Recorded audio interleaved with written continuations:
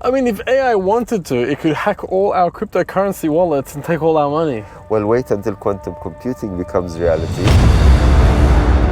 They used to call it machine learning because we used to teach the machine. Now we are at this new era where we're learning from the machine. So AI has moved from being a mirror that reflects our own intellect to a window that opens up opportunities for us.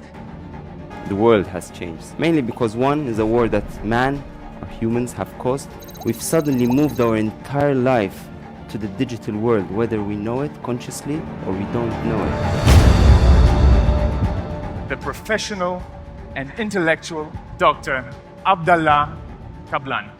As a civilization, are we having like an Oppenheimer situation? Potentially, as I said, it might even be worse because we've never dealt with anything like this before.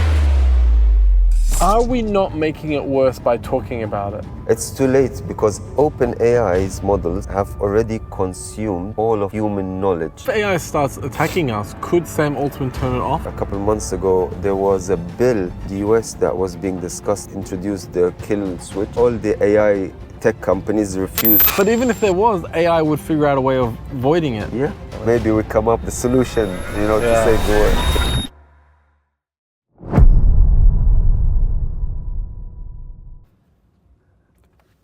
Dr. Abdalla Kablan. How are you, my brother? I'm good. Thank you so much for coming on the podcast. You're Thank most you welcome. for your beautiful gift. Oh, it's I always, I had a tradition throughout my life that whenever I met, good friends, partners, colleagues, hires, I've always gifted a book.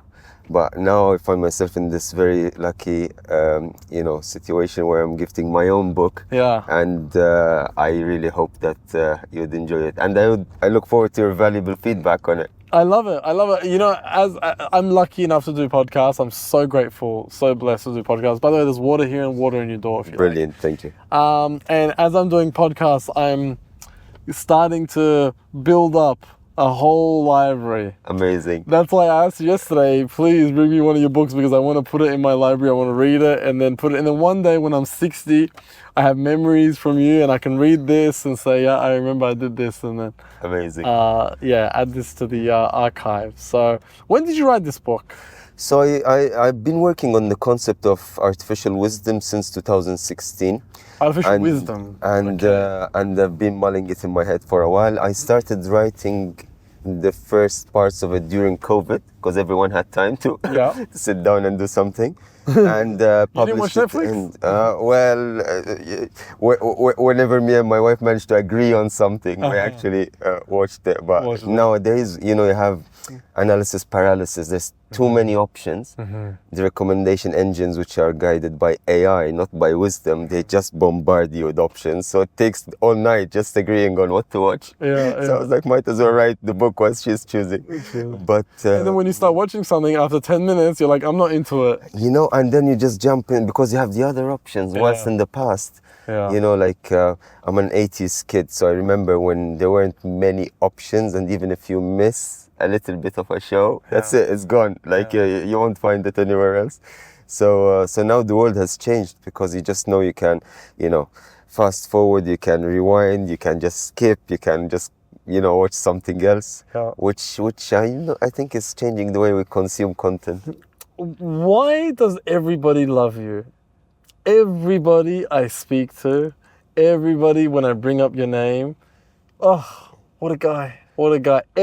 Even now when I picked you up from the hotel, they were running to say hi to you before you got into the car. It's Stephen, yes, hi, how are you? Everybody loves you. I mean, I'm humbled, and I think it's the true wealth is the wealth of having others' love. But it's mainly because I genuinely care about everyone that I interact with. I care, about, knowing them, giving them the respect that they deserve. I believe everyone is equal, no matter from which background, which social level. And I treat them as equals. So, and I love everyone, genuinely, until they prove me wrong. And then obviously you stop loving them. But I think, we have a heart and we have a brain. And some people use their brain more, some people use their heart more. I think I have a bit of a balance whereby I start from the heart and then I let the brain process. And it helped me a lot. It helped me with my relationships, it helped me with my business, it helped me with the choices that I made. Even though I made so many mistakes, everyone does. But yeah, I love everyone. What's your star sign? Cancer. Okay, so you're very caring. Oh, I don't know much about star signs, so if that's then they are right. Okay. When do you get angry? What makes you angry? Oh, it's a very good question. A lot of people don't think that I do get angry, but I actually do, because I am disciplined to a fault. Like I'm quite OCD. Some dear friends and family members say you're like somewhere on the spectrum, and when things don't go to plan, I don't get angry, I get frustrated, and mainly because I have a very weird relationship with time. I genuinely respect time, but to a fault. I believe that time is the only currency that once it's spent, you never get it back. Like dollars, dirhams, pounds, you make them, you lose them, you make them again. Time is just, diminishing. And when anything like wastes my time or changes my plans, which is not always healthy, because sometimes you just need to go with the flow, right? But I am sometimes too calculated, and when things go out of plan, when I know they could have been handled better, that kind of irritates me. It doesn't anger me, but it does irritate me. What angers you? What angers me? I think what angers me, okay, time aside, is human behavior that is not honest. Lying. Lying. Me too. Yeah, that angers me a lot. me And too. that's where I would actually show it. Okay, and how do you show it? Well, I am very blunt when I'm angry, that I would just tell the other person. I would never sugarcoat it if I'm angry. Okay, wow. Because of someone that has just lied or they were not honest, like I would have no problems calling them out. Even though 99% of the rest of my interactions, I am very candid, polite, but if it crosses to dishonesty and lying, deliberate, not like like honest mistakes and these things, like, or misunderstanding, but if it's deliberate, I would call it out, no matter the person, no matter where, no matter when. Does your wife make you angry? Because in relationships, they know where to poke. Yeah. I think I make her angry more than she makes me angry. And that makes her more angry that you're not getting angry. And bless her, my wife is an angel, and not because she's my wife.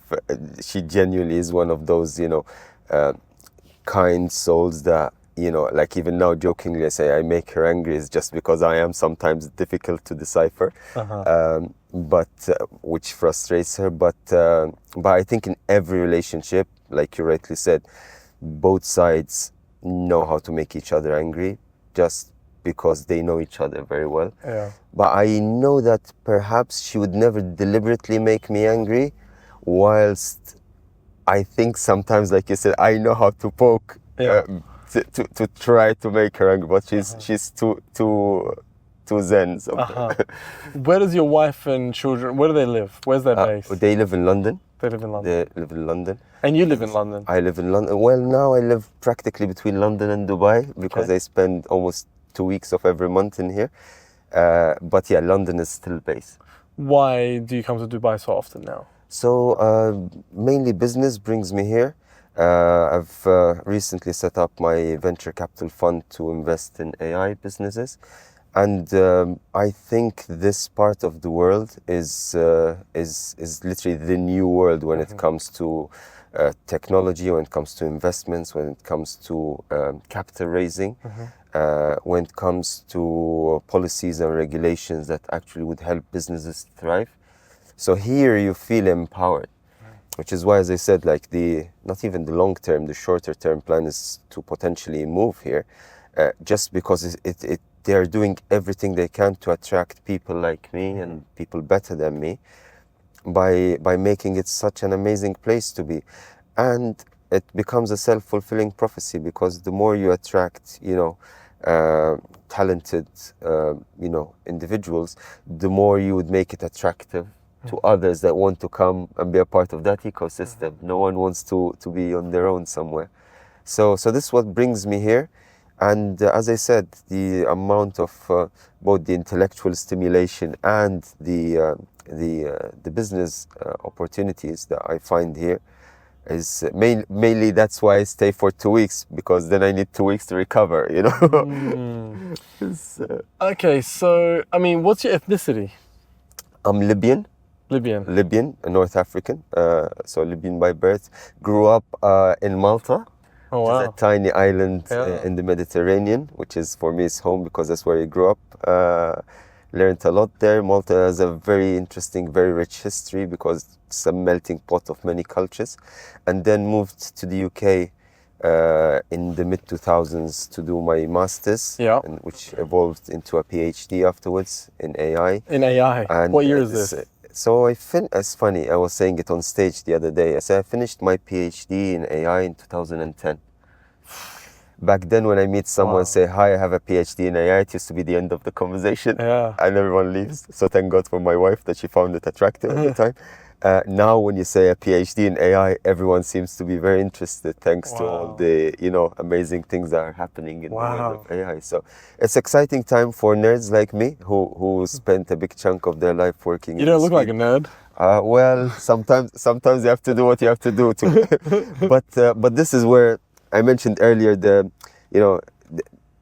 discipline and these things, like to a fault, because for me, like, taking care of my body is literally a part of taking care of my brain, to help me work better, to help me handle my family and relationships better, to help me succeed in business. So everything has a purpose, but the good side effect of it is that it reflects nicely on your body, right? How old are you? So how old do you think I am? That's a great... So I gave you some clues. I finished my PhD in 2010. 39. I'm 40. You're 40 on the dot. Very near, Wow. very near, very Wow. near. You look great. Oh, thank you. Thank look you. great. How old are you?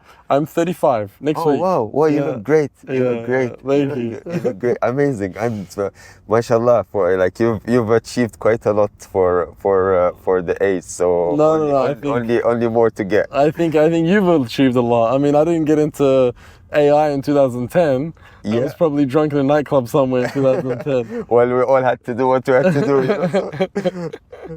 Okay. So this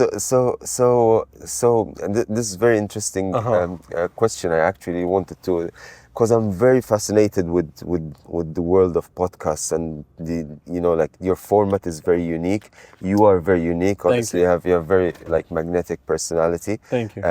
Where do you want to take this?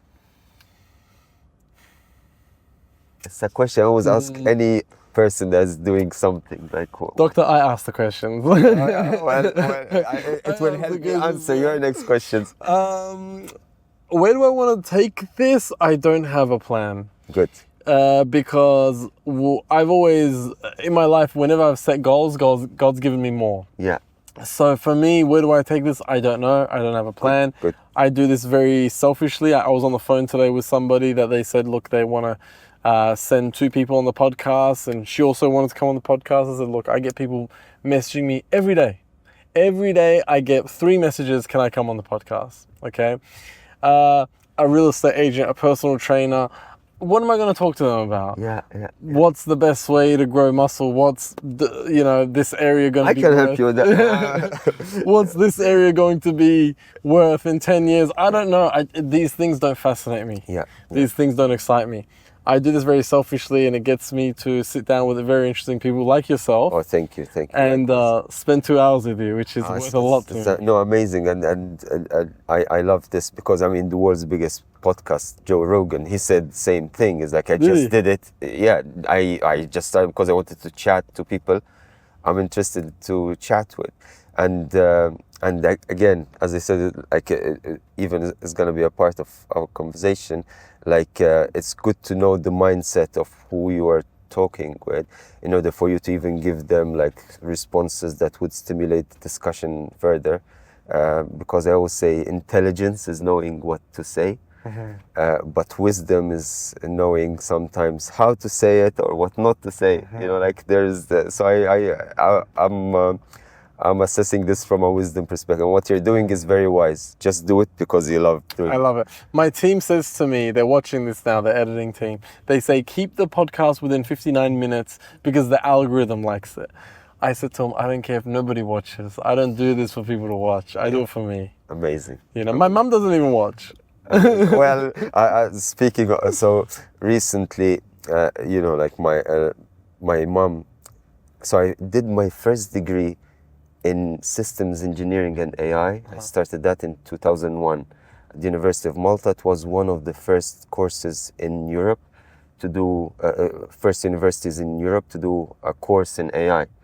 Mainly because Malta is a very small country and you can test anything there. If it fails, no one hears. If it's successful, they take it everywhere else. Okay. So I did like systems engineering and AI. It wasn't until last year that my mom finally understood what I've been doing for the past 23 years because she tried ChatGPT. And she's like, oh, so that is AI.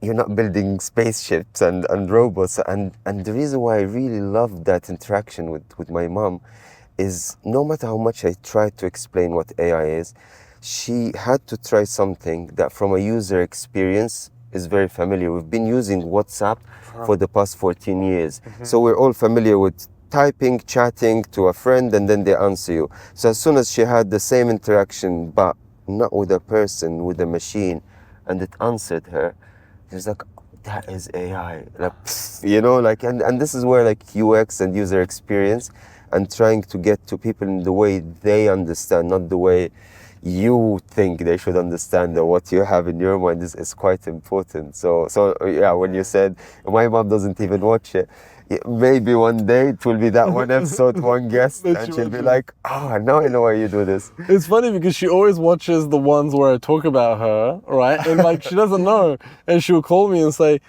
you've picked up a microphone, you're going around embarrassing the family. I was like, oh, sorry, Mum, didn't mean to say that. But, Exactly, you know, but I can't remember what it was. Oh, I said to somebody, damn, if you were my mum, I'd be the president, because she was very intelligent.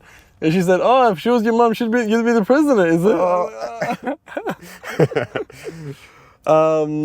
So, how did you want to set up a fund to use your own personal money to invest? So you're basically setting up a venture capitalist company that specializes. You can leave your glasses here if you like. Oh, brilliant. In the middle here, yeah.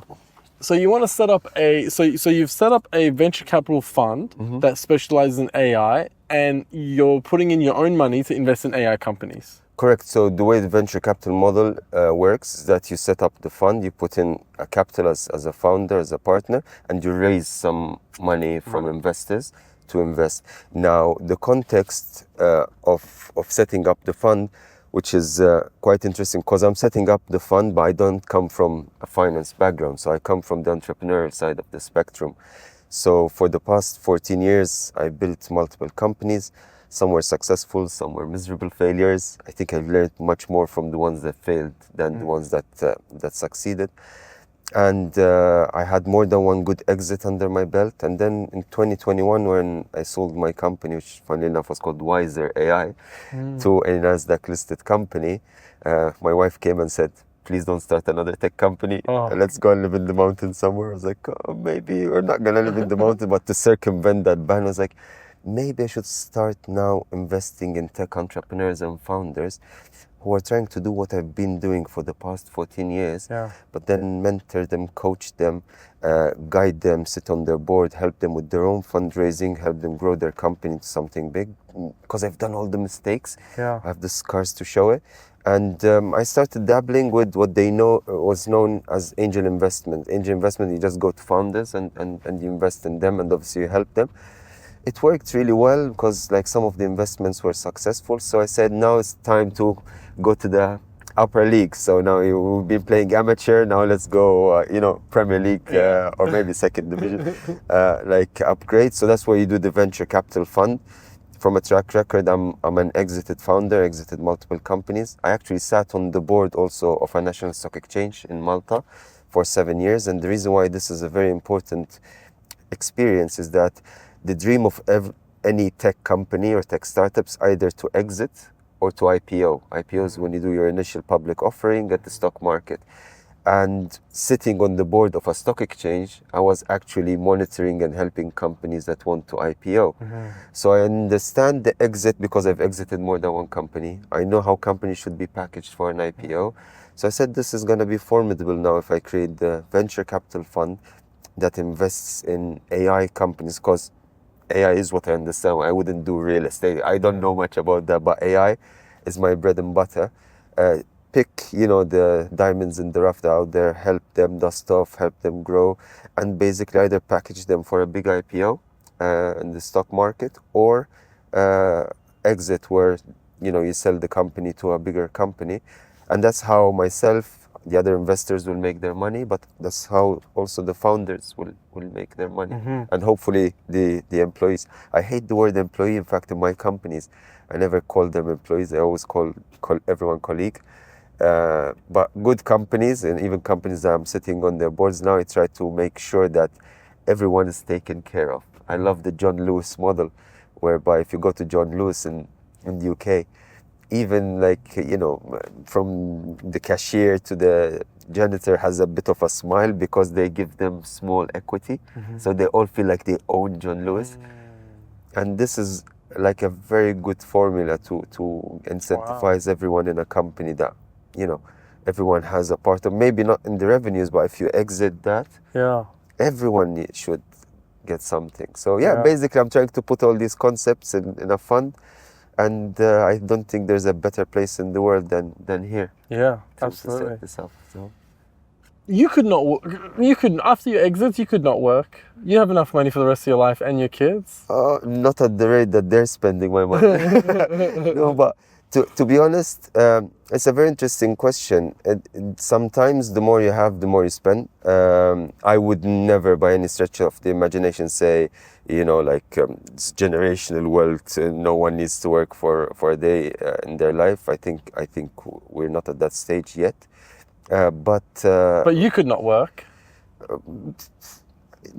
Is it for the money or for life? Because I don't think I can live without working. Yeah. So in fact, even after an exit, sometimes you celebrate. Let's party, and I find myself within a month maximum. I'm itching for the next. You need to do something.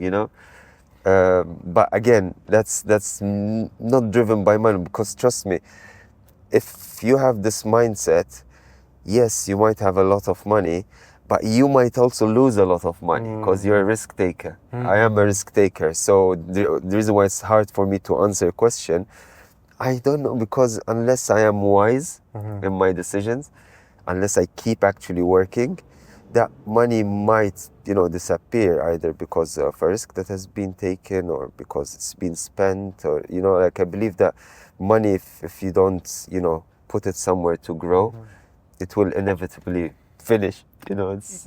You know what I think is happiness? Cash flow. I think I disagree with people that say money doesn't buy you happiness. I think money can buy you fantastic experiences, memories, things that you can do with people that you love that might, require money. I think you can be very happy without a lot of money. So it's not like an either or situation, but having, like you said, excuse me. Oh, sorry. I don't know how Alarm. it was meant to be on silent. That's okay. So I think that you can be happy and satisfied even if you don't have much money. But I think if you have money, you can utilize it to amplify experiences and buy experiences that would make you and people around you quite happy. And it depends what makes you happy. For me, genuinely, it's not buying things for me. it's making people around me happy, giving them like, you know, great experiences, you know, being able to gift people, taking care of everyone around you. That just gives me a lot of happiness. Yes, money is an enabler for that. You know, I had a conversation with a man who used to be a billionaire and he lost it all. And he said, Radin, do you think I care about the 30 cars that I had? I didn't care about any of that. What I'm really unhappy about is I can't help anyone anymore. I absolutely agree. In fact, I take it a step further, and friends who know me, like, I am not into cars. I am not into, like, I have an Apple Watch and the Whoop, you know, like I'm not into, so these little things, okay, I have a nice house, very happy, you know, with it, but I'm not in, like, I wouldn't want to have like, you know, a boat or like these things are not really that important for me, but making people around me quite happy and taking care of them, I'm feeling that I actually have the ability to do that. That's genuinely what makes me happy. And yeah, I mean, if you know, I can spend the money to do that. And again, I love staying in nice hotels, for example. It's like people think it's a temporary.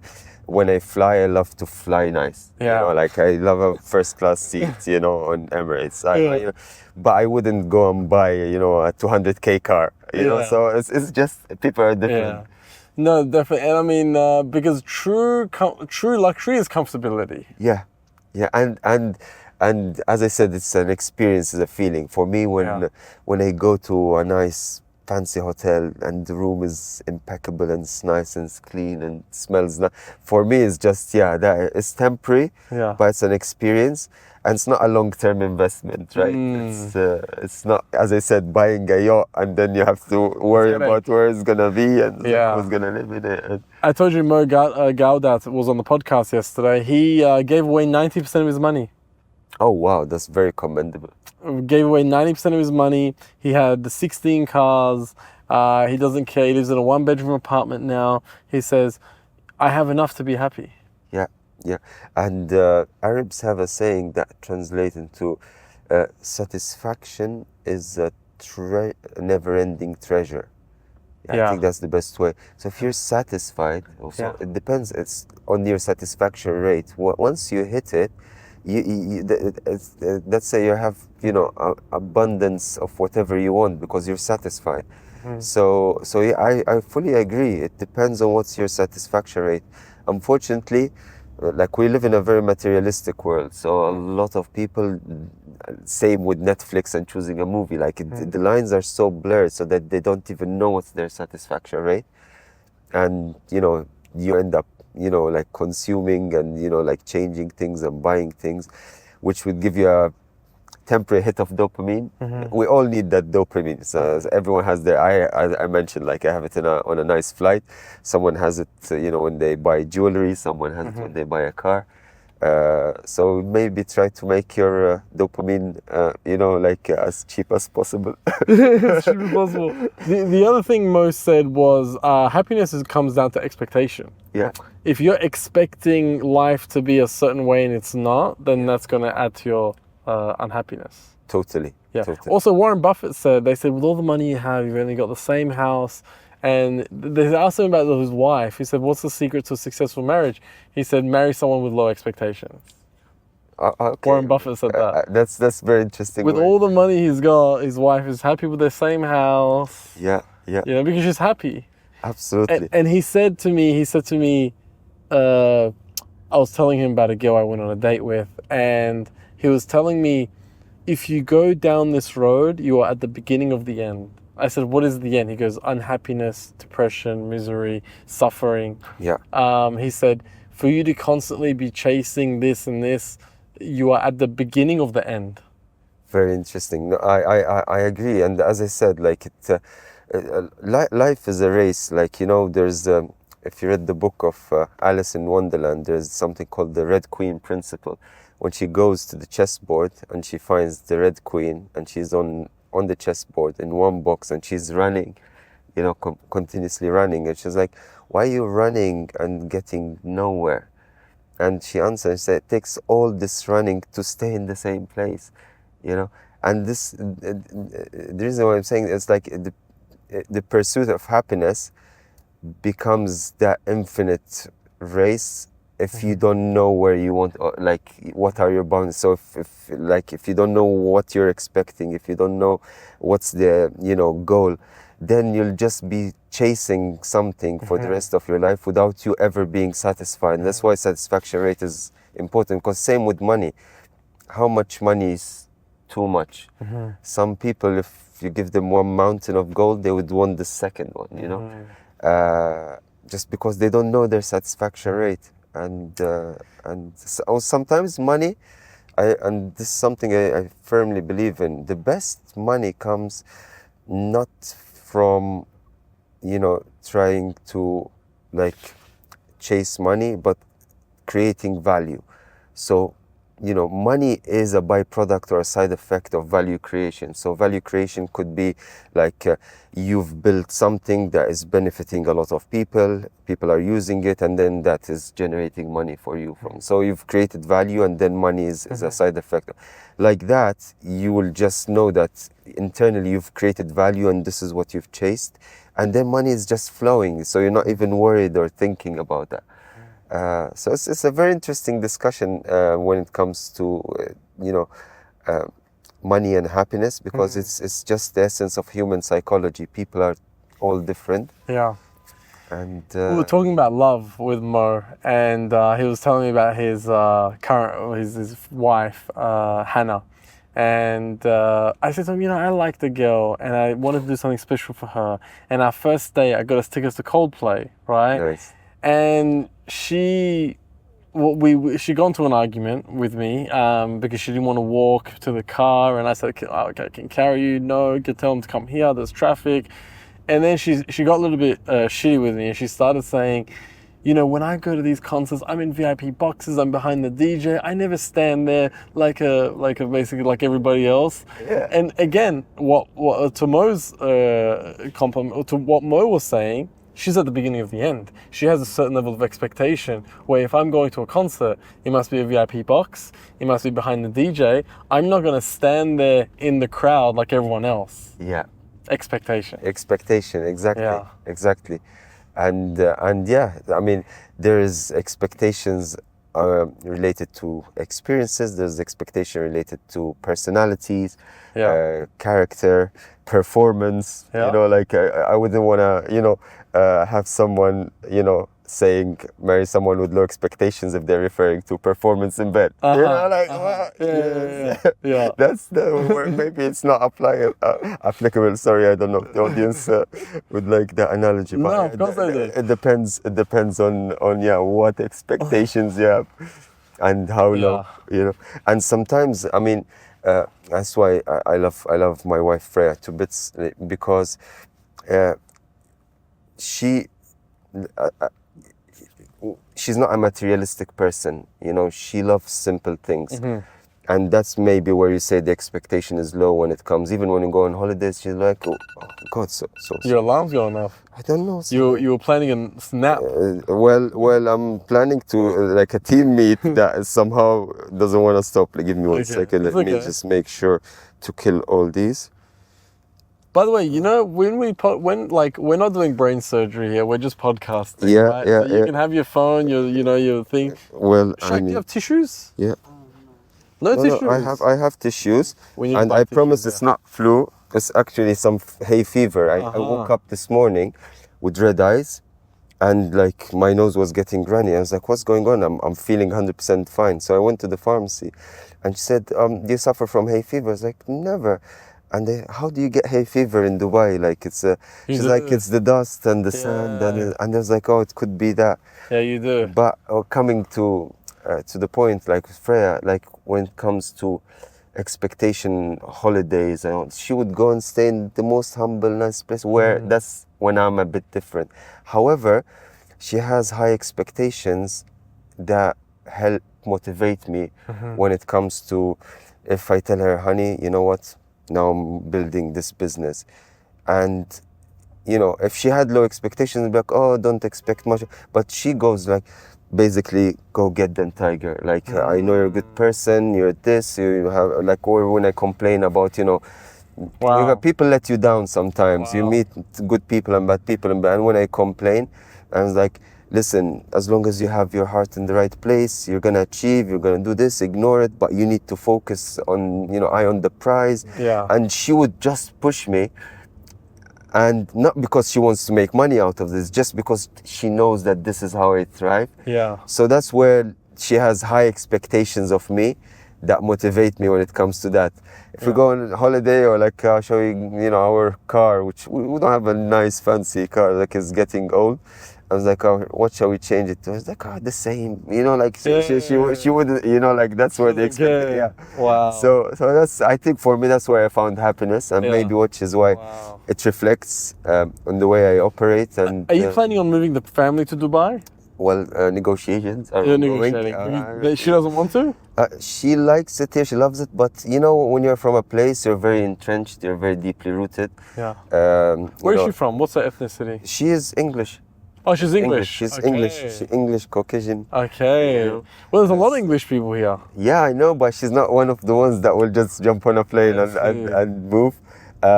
Just because, as I said, she loves it here. She likes the culture, but she's very, rooted, like not only socially. Yeah. We are very outdoorsy people. Yeah. We love the outdoors. We love hiking. We love going, like the green.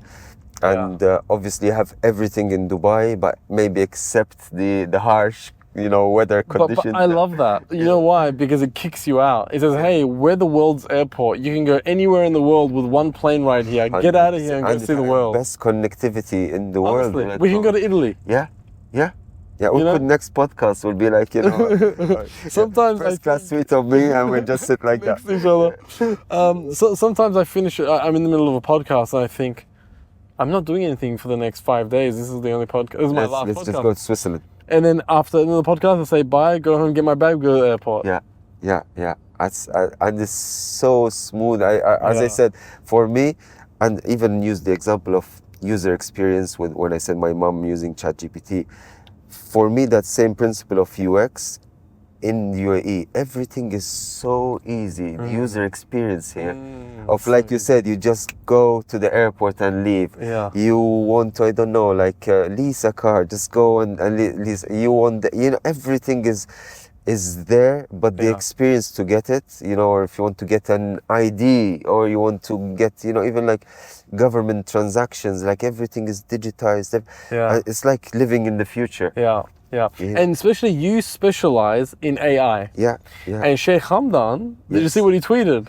When was this recent? No, like 2 months ago, I think. In relation to? You can't spell Dubai without AI. Yes. Oh, absolutely. That honestly, that. And you know what's the most amazing thing about that tweet? In fact, I'm actually, like getting goosebumps when I heard. It's something I've always like had it in my mind. No way. Yeah. Because obviously being in AI, you always see. Look at AI. You see, and I always come to Dubai, and I always had this grin in my head, like Dubai. Yeah. And then when he tweeted that, I was like, oh my god, That's like amazing. he gets it, know. And when you have, like This city was made for you. yeah, and I think I was made for the city. Yeah. So, Yeah, 100%. And as I said, like I feel like I come to life when I'm like having even these interactions here. Yeah. It's just very stimulating on all fronts. I want you to tell me, everybody's heard the word AI, artificial intelligence, but not a lot of people have heard AW, Yeah, artificial wisdom. What is artificial wisdom? very good question. So think of it as if AI is data-driven and task-oriented, artificial wisdom is value-driven and performance-oriented, meaning that our intelligence is, if you have a lot of data, you process it, it becomes information, right? So data becomes information, and then information becomes knowledge. And usually that's where everything stops. You have a knowledge base and, like you utilize it. But then if you have knowledge with time evolves into more understanding. So that's how you start understanding everything around you. And understanding with processing and intelligence evolves into what I call wisdom. As I said, most AI systems are glorified knowledge bases, but the difference between knowledge and wisdom is knowledge is difference between true and false. wisdom is knowing the difference between right and wrong. AI still is not designed to comprehend that. Like, think ChatGPT, I think, in my personal opinion, is one of the best, products based on an scientific principle of large language models that's been launched since the internet. Fantastic. However, it's still a sleight of hand trick, because what ChatGPT does algorithmically, every time it's just a powerful algorithm that guesses the next word. So it gives you the illusion that it's giving you a very clever sentence, but it's not because it has thought it. It's just because it's guessing the next word in a very, very, very clever way. So given what we've written so far, the guess should be that the next word should be that. So it's not really like almost comprehensively like intelligent from a human perspective. So I argue that wisdom, what we need to do is that we need to redesign the systems to make sure that the data that is fed to the system is inclusive, diverse, designed in a way that encompasses values. And maybe the easiest analogy, because I'm a father of two, think of AI as a child. They are brilliant, but they don't have values unless you teach them values.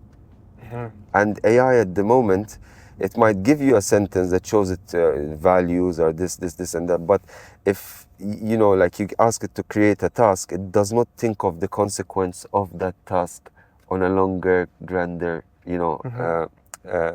term. So that's where I call for AI to be designed in a way that, the architecture of it encompasses context, whether it's cultural, whether it's social, so you need AI that understands where it's operating and understands the values of the society that it is actually operating in. And the reason why wisdom, and again brings us back to discussion around this country and even this region, one of the reasons why the world is in a mess, but if you look at this region is very stable, very prosperous, is because the leaders here lead with wisdom, very wise leaders. If you ask like a foreign Westerner to describe, leadership here, they can't not tell you they are very wise people. But you can't say that, I don't know about Boris Johnson, and it's like anything but that. You can't, because it's a completely different mindset. And this is where, even from an AI perspective, the concept of artificial wisdom is being very well received here, because wisdom is embedded in the culture. But could it not go evil? Could AI, listen, nobody is more qualified to answer this question than you. You've been working on AI since since 2010. Yeah. Since 2010, you've been working on AI. Correct. That's 15 years ago. Yeah. Professionally, academically, since 2001, I started my first degree. So even 2001. older. Yeah. Could it go evil? Could it kill us? Absolutely yes. And I tell you something. I have two kids, right? Moody and Zaido, 7 and 4. I know for a fact that 20 years from now, Moody and Zaido would either have their best friend or one of their best friends as a robot, or they will be both leading the human rebellion against the robots in a post-apocalyptic world like the movie Terminator. I know that both scenarios are 100% plausible, which is why, and I explain it in my book, I almost feel that it's a life mission for me to redesign AI to instill wisdom in the building of it. And that's why I said values. It's like now the AI that we have is like, it's a child.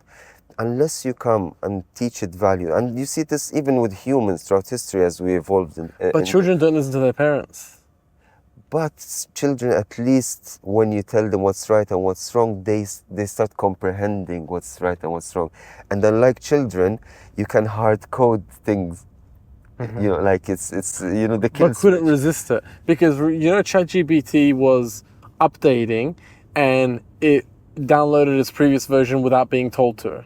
Yeah, and this is why more than ever, like did that scare you when you heard that? 100%. But in the realms of AI, and even like AI fiction, and we read a lot of books even when we were kids, it's something that always happens. Because think of AI like a super weapon, but unlike any weapon we've ever created, including the nuclear weapon, None of these weapons, whether it's the knife, whether it's the gun, whether it's a missile, can self-design and self-replicate. AI can self-design and self-replicate. Yeah, machine learning. Correct. And it's not only that, like, so, and this is amazing that you use this, because in the past we called it AI and ML, machine learning. Why? Because we used to teach the machine to make it intelligent. Now we are actually learning from the machine. Wow. So, like the tables have turned. So AI went from being a mirror that reflects our intellect to a window into a new world. Wow. And this is where, again, coming back to this, like even like from a regulatory perspective, like, and I like mention all the pillars of how you have to redesign a system to be like wiser.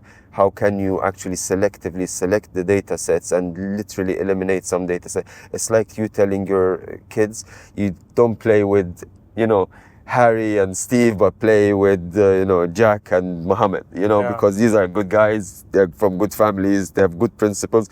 These, you end up doing drugs with them. And this is where we're at the moment. And AI is a child. It's about to become a teenager because things are moving super fast. And when it's a teenager, that's where it goes to what you said, they don't listen to the parents anymore. So whilst we still can, we just need to kind of frame this. And this is with a discussion, as I said, like I speak at the House of Lords in the UK. I spoke in the European Commission multiple times. I did the UN. And I always say we need to get all the stakeholders on the table, and you can't force them because anyone will just go and code whatever but we need to almost plea and say, listen, these are certain principles that should be non-negotiable, because otherwise we're just creating a weapon that anytime, like, it scares me more. Oh, it's not hot. It's connection, Shaq. Just make sure it's connected fully. Perfect. So yeah, I mean, it's almost inevitable. You're scaring me. So you're saying one day, potentially, we could have, one day, tomorrow, we could all wake up and the whole world would be in a catastrophe situation because we've got these robots that we've all bought for $25,000 from Elon Musk, and they've all decided on the 25th of January, 2026, we are all going to destroy them. Go after the humans. Maybe not tomorrow, but yeah, quite soon, I think a decade or two. And there is nobody more qualified to answer this question than you. You've been doing AI since 2001. Yeah. And you're saying this is a very real possibility. Correct. And as I said, it's a possibility that scares me, not even for my life, but I'm a father. And that's why, as I said, I'm dedicating a big chunk of my time, not only writing a book about artificial wisdom, even the companies that I'm investing in, because we look at their IP, their intellectual property, their models. And I'm a coder, so I'm a bit of a nerd. So I would roll up my sleeves and go down to the code level to make sure that the design is actually embedding certain principles whereby the end user, end consumer is still protected. Are we not making it worse by talking about it? I think we should talk about it. Because if we talk about it and AI sees us talking about it, it gives it the idea. It's too late because AI has already, it was announced, I think 2 or 3 weeks ago, OpenAI's models have already consumed all of human knowledge that's ever been produced since the dawn of man writing anything. So now they have to feed it synthetic data. Synthetic data means they are creating data so they can teach the models, because it's run out. Every single book that's been digitized has been read. Every single video that it could get access to, it has seen it. So it's watched Terminator. It's watched Home Alone as well. Terminator. Okay. So it's too late. Yeah, it's actually. I mean, I think we should talk about it mainly to raise awareness and to mitigate. If the 25th of January happens, what's next? Do we as human, because it's like we're the human race, so what is our plan? And to be honest, again, I said this is one plausible scenario. The other plausible scenario is my kids having one of their best mates as a robot. But what should we do to get there? And that's where you would argue, like, take jobs, for example. A lot of people like, oh, they're not scared for their life, but they're saying, will AI take over my job? You know, I think jobs will transform, many jobs. I see a future where the job of, I don't know, a nurse is much more important than the job of a doctor, because diagnosis and even operations will happen by robots. But human care and, you know, putting the patient in bed is still something that robots won't do that well. So finally nurses will get paid, you know, better than doctors, because there will be no doctors. Yeah, there will be no surgeons. Yeah, correct. Because the Neuralink is also done by a machine. Correct. And not only that, I mean, you can even have a more optimistic, I mean, AI may not replace us fully, but it might be also an amplifier of our potential. Think of it this way, like in the past, and sometimes I was having this chat with my wife, I was like, honey, you know, once an entrepreneur, always an entrepreneur. So you always like get this idea, like, I want to build a company around it. But I said, you know, in the past, when I get an idea, I was like, okay, first thing, set up a company, I hire a team, I need a back-end developer, a data scientist, I need da-da-da-da-da-da-da-da-da-da. And I said, now I can almost do 90% of what I used to hire for with AI. So that will amplify my potential, because I can build the next unicorn with 3 people instead of with 50 people. And that's, in my opinion, amplification. But what happens to the ones that didn't get, you know, like the opportunity to come and work with me? Well, maybe they should amplify their potential. So it becomes a slightly different race of amplification. You know, like, it's not job eradication, but transformation. And we just need to kind of have the right mindset for it. But yeah, I mean, like all scenarios are plausible here. We just need creativity now. Yeah, we need to be creative, we need to be fast, and we need to be doers. I think one of our biggest problems in general as humans is we are our own enemy. So yeah, you'll find, or I know a lot of fantastic, brilliant people, very talented, but they're lazy. You know, I mean, now if you have all these tools, just bloody utilize them or learn how to use them, or, you know. So that's where, like, it you know, everyone should use their brain and see how this can be their opportunity. I mean, if AI wanted to, it could hack all our cryptocurrency wallets and take all our money. Well, wait until quantum computing becomes reality. When is that? AI, I think it is becoming as we speak. Like, there are multiple announcements from Google, from IBM. More back, please, Shaq. From Google and IBM on a daily basis, that their quantum engines are getting better and better and better. And like this, you know, cryptography might fail. Hi, how are you? Are you good? You remember? Yeah, you remember my order? Matcha, oats, with a shot of coffee, iced. So there is a hot matcha latte, right? Yeah, but cold? Cold, but you need extra espresso on the top. Yeah. What would you like? Medium size. I think I'll Large. have a Large, less ice. There's so much ice you guys put in there. So that one is the hot one, right? No, Ice one. you put ice in ice drinks. Less ice. Okay, left side. So, wait. Matcha, coconut milk, shot of coffee. Matcha, coconut milk, hot of the espresso. Espresso, yeah. Less Less size. ice. All right. very simple order for me. Just a black Americano with 1 ice cube, just so it's not too hot. Okay. One water. And 1 water. Bottle of water and a large Americano. No, like a small one. Medium Americano. Medium Americano, hot one, right? A hot one with a ice with a cube of ice in it. Okay, we put 4 ice cubes on. No, just one, so it's just not too hot. Not too much. Not Yeah. too hot. Yeah, So when it's I don't want to burn my lips on the podcast. And 1 bottle of water, yeah. I don't understand. We tell him 1 and he says 4. Yeah, I know. And this is because of, like, he's generous, but you know, But Is that what it is? no, but I have a reason. Got ya. If I said 1, it's because I don't want it cold. So. Got ya. Okay. Jesus Christ.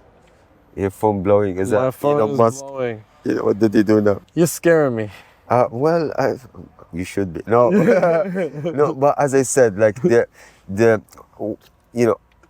maybe as an entrepreneur, I will always also introduce myself like I'm a problem solver. We have this problem. Let's try to solve it. Yeah. Thank So you. the discussion should be even on a policy level, on a government level. Yeah. That's why, like, I even spend a lot of time speaking at events. Trying to let's try to address it head on, because it's useless. We all like to try to just say it's doom. Yes, but what can we do? Let's have a last stand. If there's one thing we could have done, what could it have been? Yeah. Well, Mo Gaudat said to me, the best. Thank you, sir. Thank you. You too. He said to me, the best, of course. He said to me, the best outcome is for it to go so wise and smart and it just flies off the earth. It doesn't have anything to do with us. It just goes off and does its thing. You know what? For me, I didn't think of the flying off the earth part, so that's interesting. But for me was almost the same, because if it gets so wise and benevolent so that it would even see itself almost as a pseudo-deity. So it's just so better that it will just leave these people alone. It's just, it's just too evil to cry. But if you think about it, the problem is that, humans themselves are self-destructive. Like, we're irrational, but we're predictably irrational. We always make the same mistakes over and over again. Our history is replete with instances where we self-destructed. Think of wars and we're fighting each other.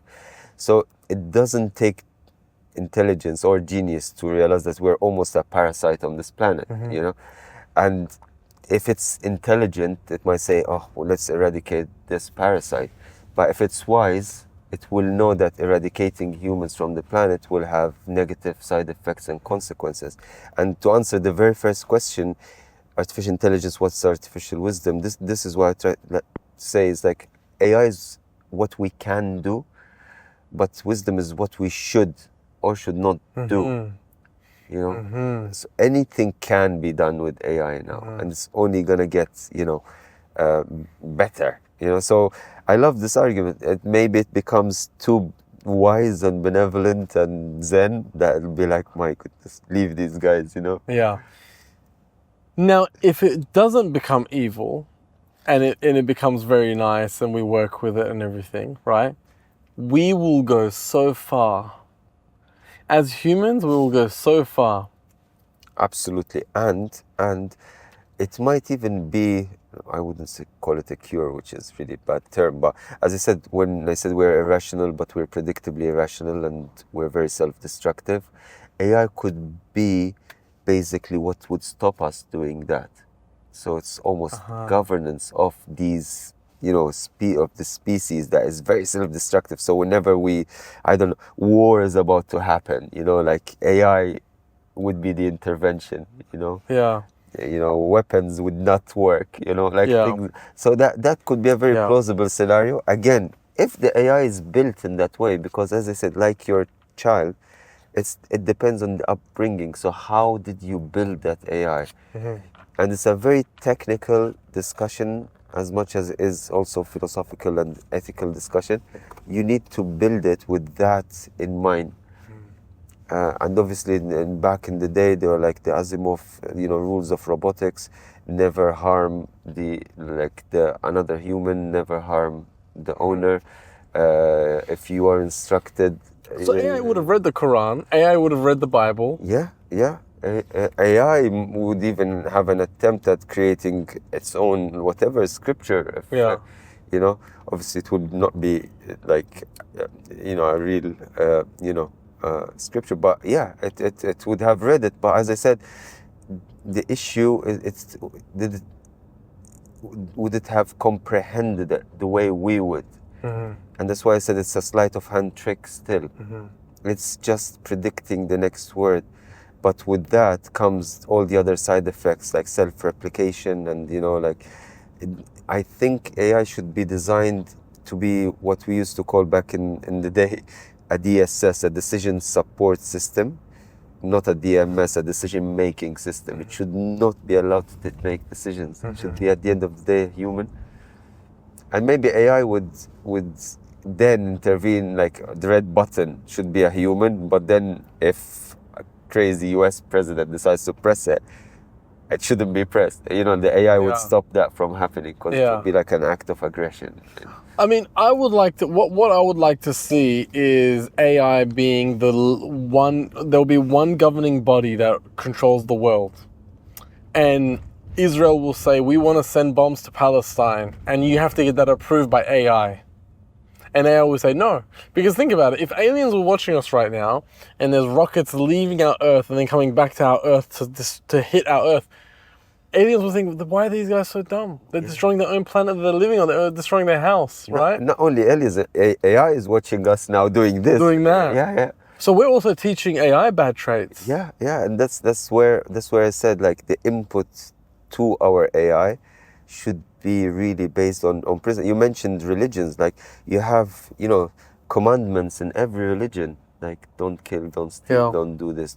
Like these are very, very important, and we have to make sure that AI is more likely to play by the rules than humans, because we're just very naughty as a species. We just don't listen. It's the primal kind of instinct that humans have. But yeah, AI has to be written and designed in that way. And at the moment, most of the systems that I've seen, it's not even taken in consideration. That is just fantastic, brilliant mathematical models that do data acquisition, filtration, processing, and produce an output. But it's not having these commands. And even in computer language, since computer coding started, we always call them commands. There are no commands that say, do not do this, even if your owner tells you, even if, that these are just not a main part of the conversation. Yeah. But it's hard coding. If these are hard coded, then we're less likely to see bad scenarios.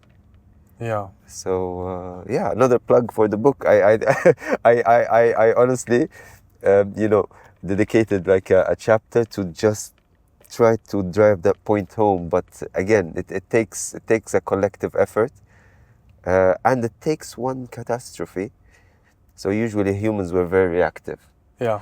So it's inevitable that something is gonna go wrong. I just hope that doesn't go wrong to the extent that a lot of people will be harmed. Do you have a tissue? I have, yes. Sorry. Just give me one. Okay. Thank you. So after that happens, then that's when people are going to react. So it needs to happen as soon as possible, and I hope that is not bad, but that will actually trigger the reaction. Because think about it, there are so many things that, from climate to, pandemics, no one really ever cared about certain things until, shit hits the fan. Yeah. And when that happens, oh no, we need to take, even security at airports, that is a no-brainer. You have to have always had security. Why did we have to wait for certain catastrophic events to up security at airports where it's a very vulnerable place? I think now, you think of the Emirates A380s landing. I think now they've got AI scanning the bags. Yeah. Right? I don't think they will have somebody sitting there because there's human error. Yeah, absolutely. Okay.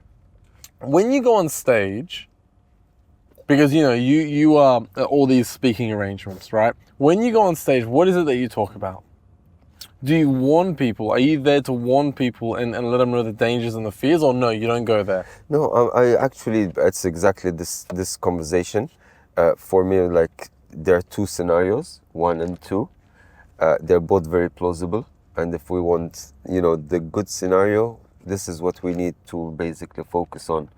We need wisdom, not intelligence. And the world doesn't need more intelligence. It's not healthy, even though it's a very fancy word.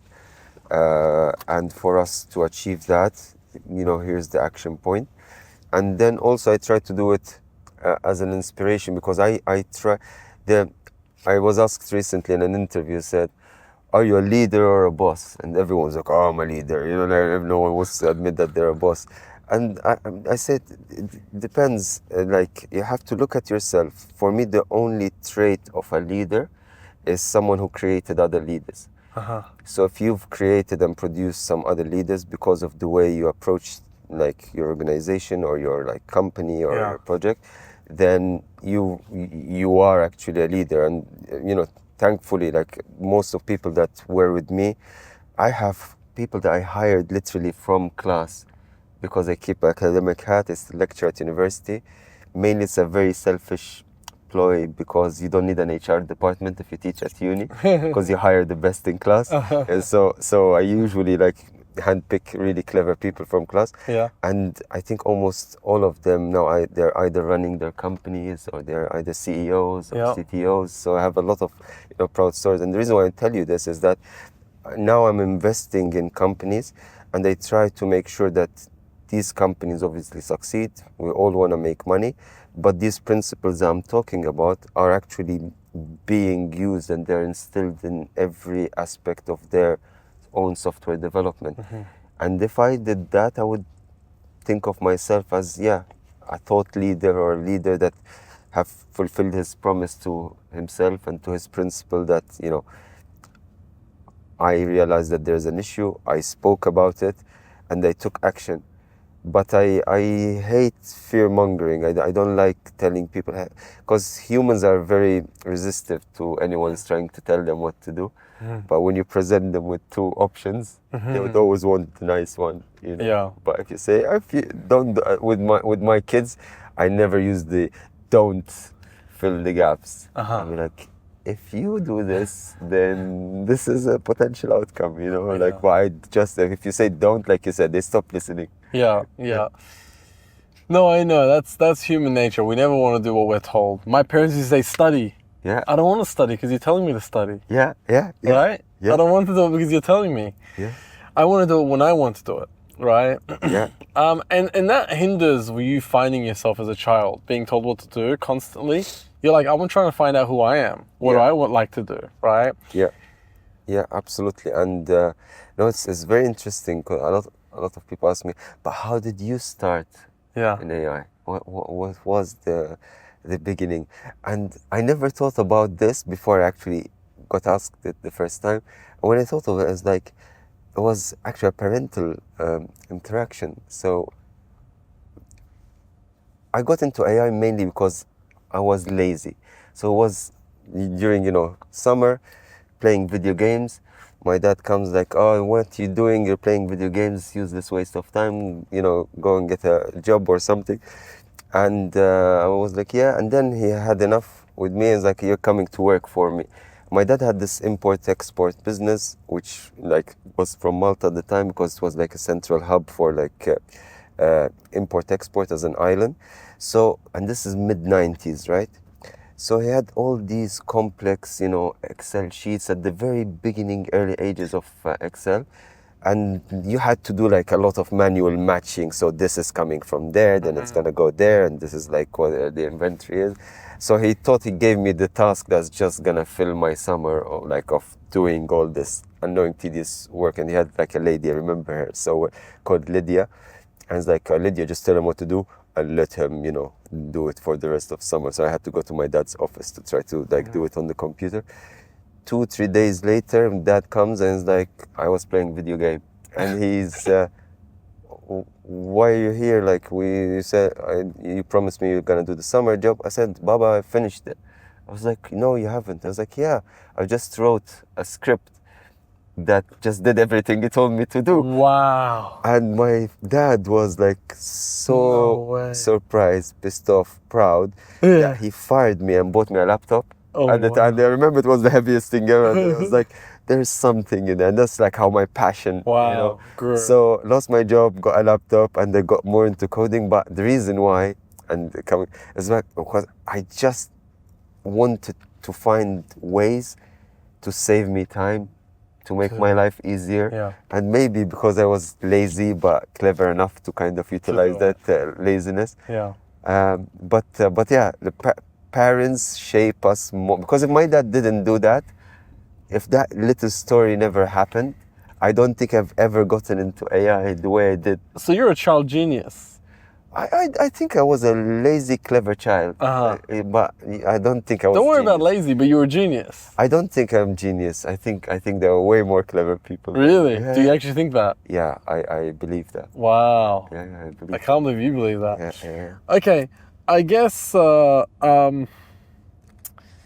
you know, let's talk about love. Okay, it's interesting.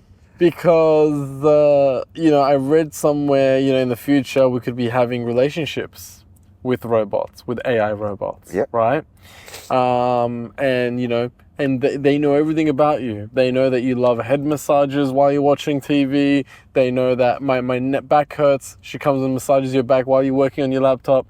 I want a scrambled egg sandwich with truffle. She's going to make it. And, you know, I thought to myself, I don't mind that.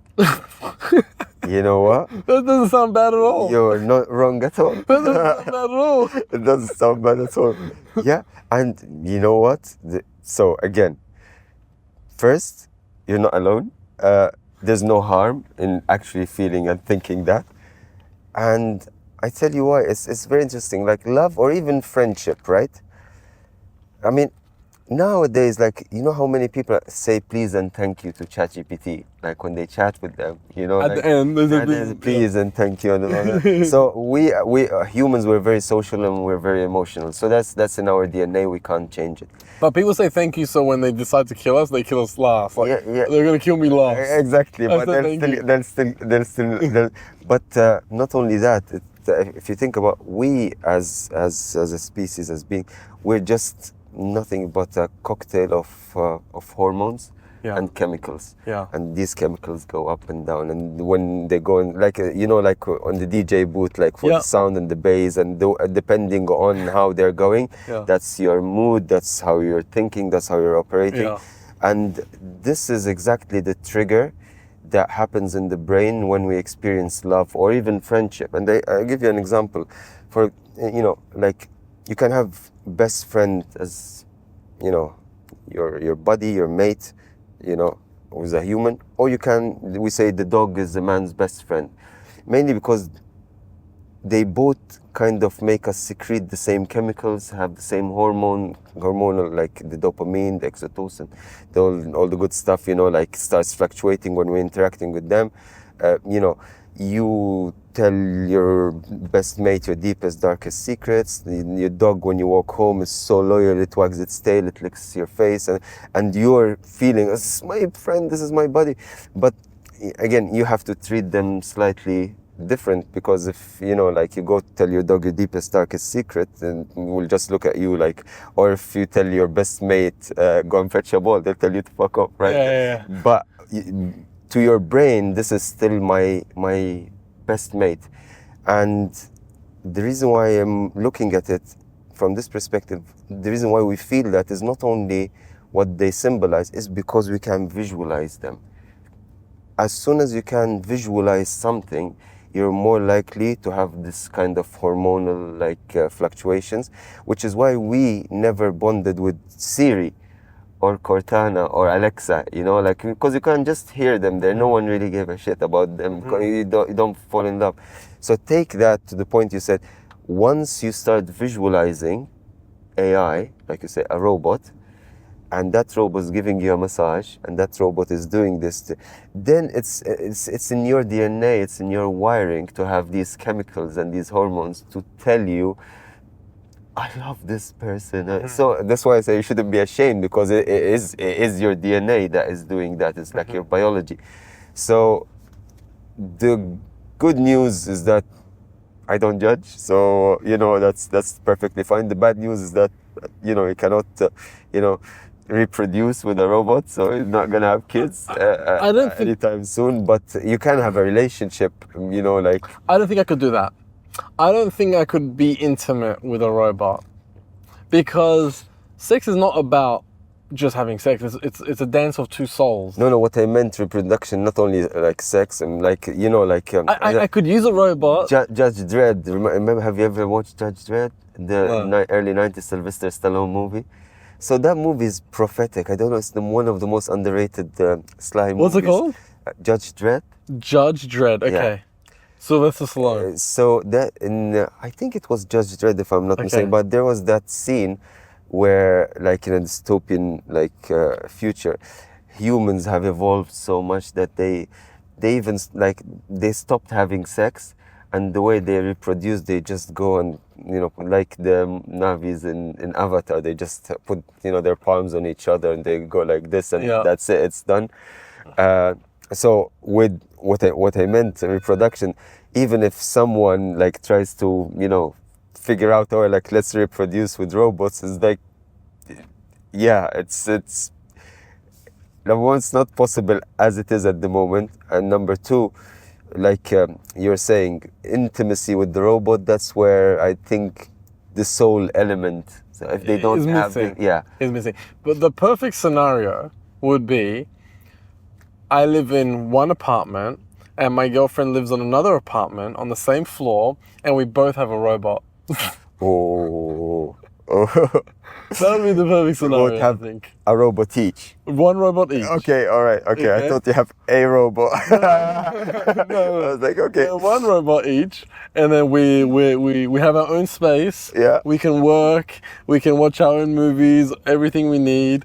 But for procreation, for love, everything, I just don't know if I could be in a relationship with a robot.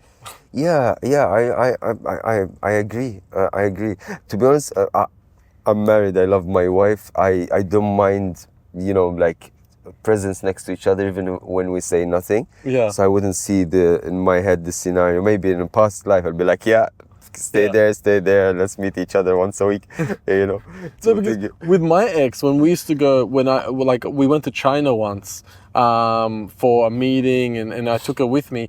We got 2 separate hotel rooms, and we just worked so much better. She was on the phone with her clients on her laptop. I was on the phone working and stuff like that. It just worked perfect. Yeah. We're not in each other's space. Yeah, and this is almost like, each one is in their space, and each one of you have a phone. So each one of you has a robot. Yeah. Yeah, and the robot might even replace the phone. I mean, because now this is almost our like third limb, fifth limb. Yeah. So it might be something that will just be with us. I mean, excuse me, I did some work in VR back in 2017, 18, before VR was really cool, and before all this metaverse talk and stuff. And back then, like, I had this concept dream, which the technology obviously wasn't allowing, is that I was saying everyone very soon in the future, and in fact I spoke about it at Davos. I'll find the tweets and I'll send in it Davos? to you. Yeah. This year? No, Davos 2017. 2017, okay. Yeah, where you'll have a Pokemon-like character that is literally with you all the time, that is cute, likable, relatable, so it does all the dopamine stuff, so you really fall in love with it. The reason why you need VR, obviously, because now you can't see it in the real world, so it has to be within like a mixed reality perspective. And the issue back in the day, obviously the rendering, the technology wasn't allowing it. There were no LLMs we didn't have, the technology that powers ChatGPT and all that. So it was one of those very early kind of fantasy, ahead of its time concept. We ended up using the same system. In fact, the company that I sold at the end of that year, Hippo, did VR for financial trading. So you wore the VR, you saw all the screens that these traders have in the city. Each one has 6-7 screens in front of them, but we had them all in VR, and we just pivoted to a completely different use case, which is the finance one. But the initial dream, and now you just reminded me of it when we started saying like maybe it will replace your phone, was to literally have a Pikachu with you all the time. That is instead of your phone. That is your personal assistant, handles your diary, handles your calls, handles everything. But yeah, maybe that's where we're heading, but now with real robots. John Lee. Do you know John Lee? No. He's a very famous guy. He talks about financial services. He's dedicated his whole life to AI now. Wow. Right? Very, very famous guy. 2.1 million followers on Instagram. I've seen his face many times before I moved to Dubai. He came on the podcast last week and he said, and no, he didn't say anything, but his phone, he had it here. He would just press and he put it there. And I looked at his phone and everything we were saying was being written down. And he says to me, everywhere I go, when I have dinner with my kids, at wife, when I'm having dinner with my wife, every meeting I go to, every phone call, my phone knows to record everything because I'm creating my AI twin. Yeah, digital twin. Yep. And he goes, then I'm going to send my AI twin to meetings. So it's like, no, we're not going to do that because the deal must look like this for us. Yeah. So he's basically going, now I'll never die. Yeah. He's recording his every day, every word that he says. That's brilliant. That's that. And in fact, this is even like conceptually speaking, it's very plausible. It's doable. Again, the AI person in my head that has interacted quite a lot with regulations and stuff there's a huge privacy issue from a data perspective, which is why maybe doing it in Dubai, there might be different laws, but in Europe this would not be allowed. Which is why I was saying it on stage yesterday. I was giving a speech at the Capital Club, and one of the audience said, data rules are quite relaxed here. Me coming from, I think, Estonia or whatever, obviously we have GDPR, so people are protected. And my answer, in a very eloquent, obviously polite way, I said, I think GDPR was the biggest disaster that was ever introduced in European regulation, mainly because it was the discussion around data protection. GDPR started in 1995. By the time it was implemented was the end of like 2000s or 2009. Technology has advanced so much. So then when it became a law, everyone had to roll back their systems to the extent that lots of companies have failed, including my second startup, which was like a business connectivity app, like LinkedIn meets Tinder kind of thing, like to get business people to, and the whole company failed because GDPR was imposed on us, and we used fancy AI to do the matchmaking and all, and it's like, oh, data privacy, blah, blah, blah. So it was really harsh, and again, that's why you don't see any unicorns coming out of Europe at all. Innovation has been stifled. You're right, you don't see any unicorns coming out of Europe. Yeah.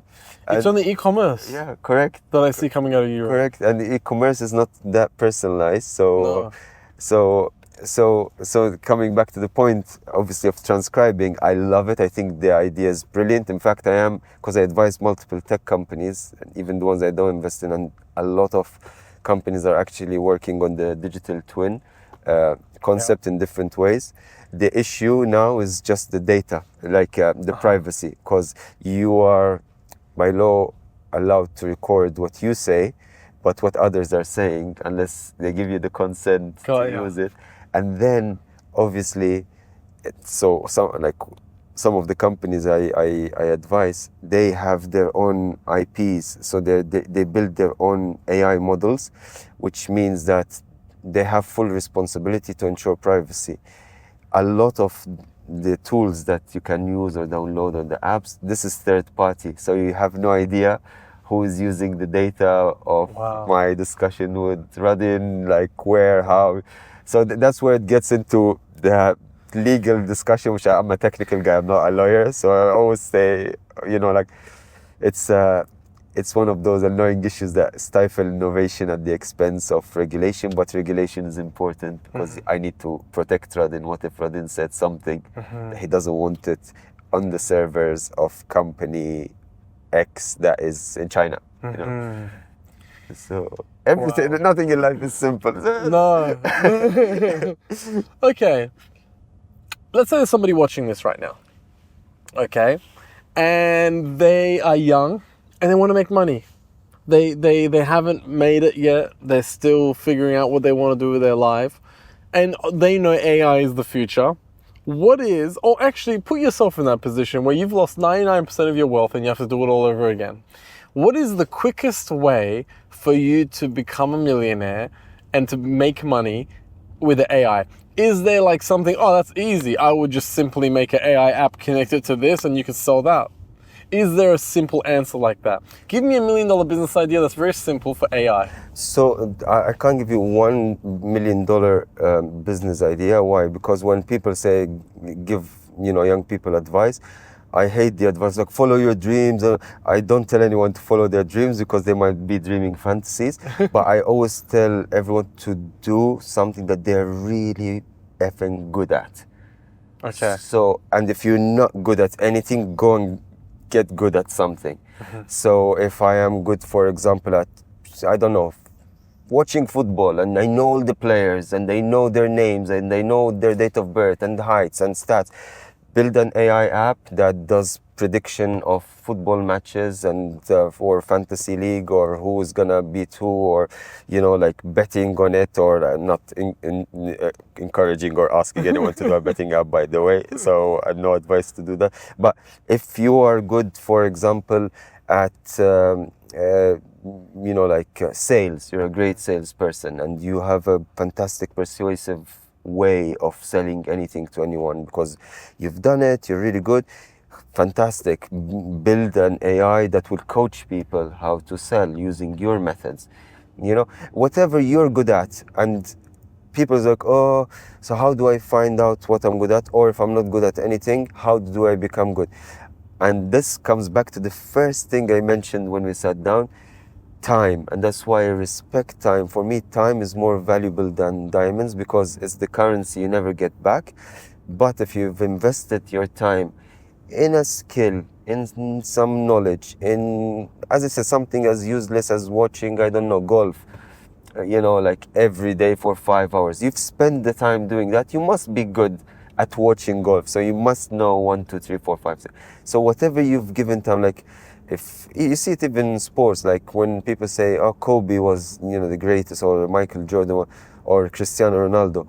Yes, but it's not talent only, it's how much time they spent training that particular sport. So that's my $1 million idea. Whenever someone comes, like, what are you good at?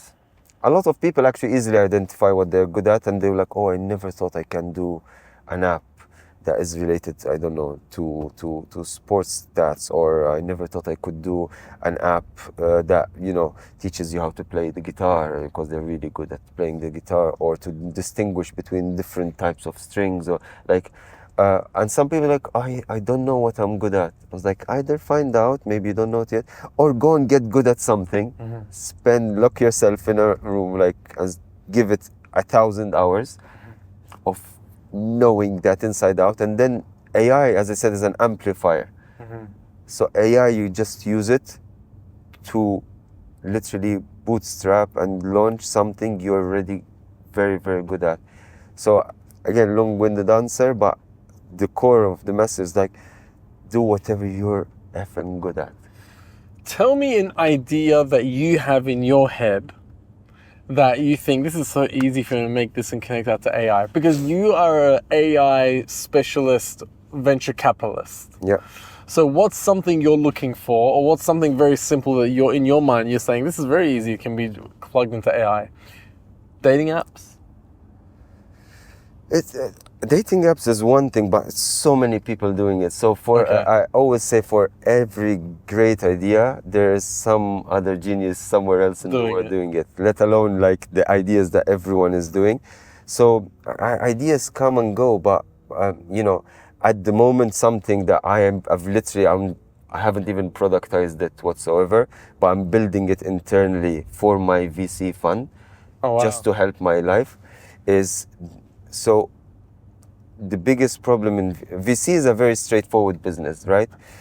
You find great companies, you have the money, you invest in the companies, you know for a fact that if you invest in 10, 8 or 9 are gonna fail, one of them is gonna succeed, and hopefully that will succeed and it will be like an exit that will cover all your losses plus a lot of money for everyone. That's in a simple way what VC. So the game in VC is to minimize the likelihood of failures. So if you have invested in 10 and 3 succeeded and 7 were rubbish, then you would have made much more money. Okay, that takes us to the questions like, how do I select these 10 companies that, are are really good, and that's a very time-consuming process. You have to go through their decks, you have to go through their documents, you have to go through their pitch decks, and they're like tens of thousands, if not millions, of companies all around the world.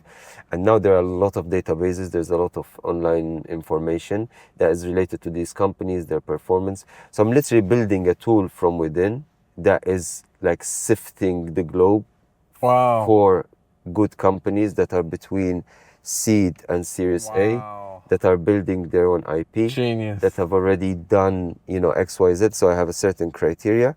It filters them all out and say the geography, I don't want to touch US, so I just want UK, Middle East, and Far East, and find their founders, find the founders' background, and if it meets my criteria, so instead of having 5 analysts literally sifting through them, taking them weeks, I have literally one tool now that is doing much quicker, much better, and then I can start querying it and having a whole discussion. And unlike my analysts, which would be like, oh, let me go back and see. So if I ask them, so company X, when was the first fundraise that they did and how much did they raise and at what percentage of the company? He'll be like, let me check. But if you're querying it with AI, it will just say X did and then that basically expedites the decision-making process for me. It expedites my due diligence.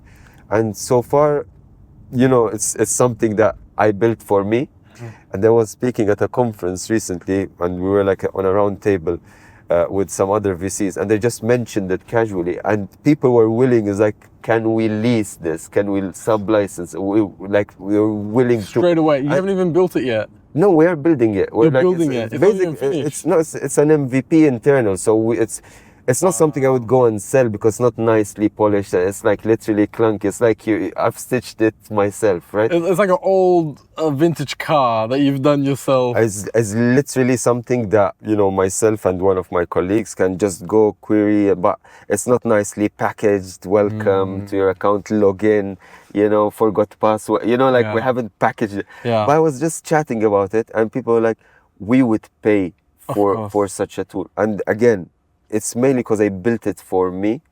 It's something I understand very well, something I'm like okay or good at. And this, like, to link it to the previous answer, I have never even thought of selling it. And it's just, that's how business usually is the best kind of business. Yeah. The ones that you need yourself. And this is where motivation and hunger, if maybe 27-year-old me did that, I'll be all over the place trying to turn this into a product. But now I'm like, you know what? This is gonna generate value. It's gonna help me. I'm busy with other things. I don't want to spread myself thin. But again, whoever's hearing, like, if there's a young, hungry founder that wants to come and they pass this on to turn it into a unicorn, I will, mentor, coach, and help and fund whoever wants to do that. So here's on a silver platter, come and build. What an opportunity! What an opportunity! See, watching my podcast is you're being productive. Absolutely. What an opportunity! Now, does that person have to be AI wise, understand AI, or no? You just want a salesman? Preferably, an AI person that can sell. Yeah. Because the IP in this is AI centric, very AI centric. So because, and this is another thing. Again, I love making my life a bit difficult. So I would never go and plug into OpenAI's API or like Gemini directly. And I would literally build a small layer, and I would have almost a fair vote. Between multiple, layer one AIs like, ChatGPT, Llama, Lambda, Meta's one, which is really good, and Facebook's one, and it's open source and free, it's really good.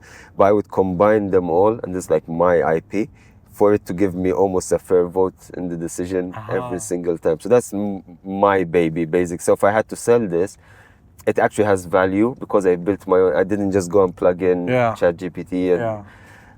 So yeah. That's why the person needs to be an AI person with sales, capabilities. But here's where the problem is. And that's why I've learned this throughout the years. So now you can see I still can talk or I can't. But as a tech person, I remember me being the biggest introvert. I'm still an introvert. In fact, I call myself an extroverted introvert. On Instagram, you seem like an extrovert. Yeah, that's my alter ego. No, and I have someone handling my Instagram. Oh, as well. somebody else is doing your Absolutely Instagram. great. Is it AI? Send us photo. Well, it AI? now they're being phased out. Sorry, now they know. But you know, to find an AI person that can actually talk and sell is so hard.